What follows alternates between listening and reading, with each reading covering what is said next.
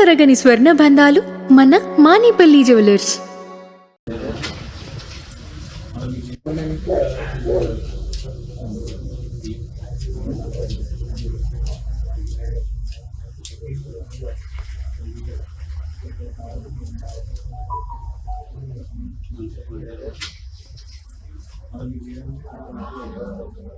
తవ్విన కొద్దీ డబ్బు, తవ్విన కొద్దీ బంగారం, తవ్విన కొద్దీ భూములు, ప్లాట్లు, కార్లు.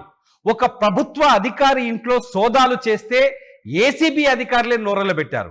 ఇసుక అక్రమ రవాణాలో మామూళ్ల మాయాజాలం, కార్ డ్రైవర్ ఖాతా ద్వారా కూతురికి కోట్ల రూపాయల బదిలీ. భూపాలపల్లి గనుల శాఖ ఏడీ బొజ్జా జయరాజ్ అవినీతి కథ ఇప్పుడు రాష్ట్ర వ్యాప్తంగా చర్చనీయాంశంగా మారింది.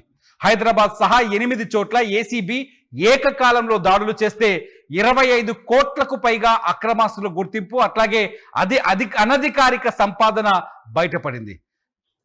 అంటే జయశంకర్ భూపాలపల్లి జిల్లా అసిస్టెంట్ డైరెక్టర్గా పనిచేస్తున్న బొజ్జా జయరాజ్ ఇసుక అక్రమ రవాణాదారులతో చేతులు కలిపి 25 కోట్లకు పైగా అక్రమాస్తులు కూడబెట్టినట్టు అవినీతి నిరోధక శాఖ తనిఖీల్లో తేలింది. ఈ కేసులో ఆయనపై అక్రమాస్తుల కేసు నమోదు చేసిన ఏసీబీ అధికారులు గురువారం ఒకేసారి 8 ప్రాంతాల్లో సోదాలు చేశారు. హైదరాబాద్లోని బోడుప్పల్లో ఉన్న జయరాజ్ నివాసంతో పాటు భూపాలపల్లి కలెక్టరేట్లోని ఆయన కార్యాలయంలో, అట్లాగే ఏకకాలంలో మరో 6 చోట్ల కలిపి ఏకకాలంలో ఏసీబీ దాడులు చేసింది.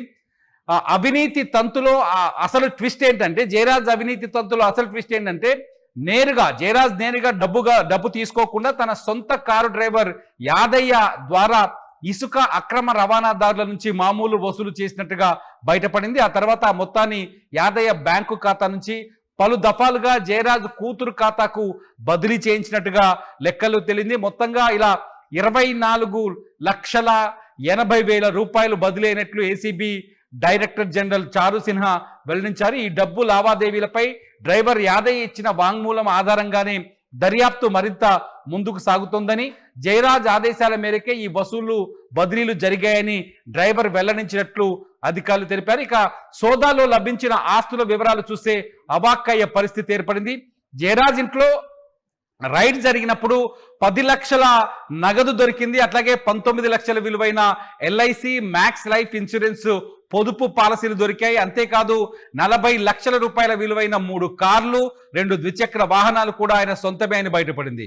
ఇక 629 గ్రాముల బంగారు ఆభరణాలు, వీటి విలువ 37 లక్షలు ఉంటుందని అంచనా వేశారు. అట్లాగే గృహోపకరణాల విలువ 10 లక్షల పైనే ఉంటుందని అంచనా వేశారు. పోస్టాఫీసు పొదుపు ఖాతాల్లో 20,86,000 రూపాయల పెట్టుబడులు బయటపడ్డాయి.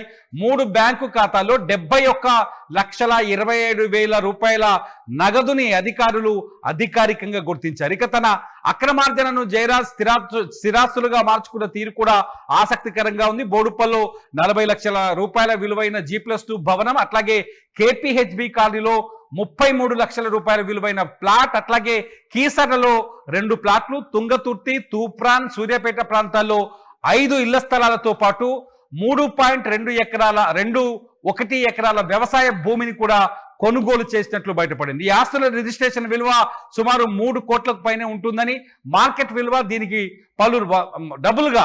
ట్రిపుల్గా ఉండే అవకాశం ఉందని అధికారులు చెబుతున్నారు. ఇటీవలే భూపాలపల్లి జిల్లా ఉత్తమ అధికారిగా ప్రశంసా పత్రం అందుకున్న జయరాజ్ 2009 నుంచి 2016 వరకు రంగారెడ్డి జిల్లా గనుల శాఖ ఏడీగా పనిచేశారు.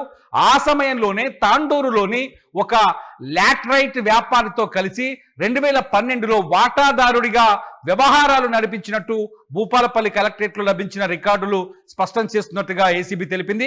ప్రస్తుతం ములుగు జిల్లాకు కూడా ఇన్ఛార్జిగా బాధ్యతలు నిర్వర్తిస్తున్న జయరాజ్ పై ఇప్పుడు మరింత లోతైన దర్యాప్తు జరుగుతోంది.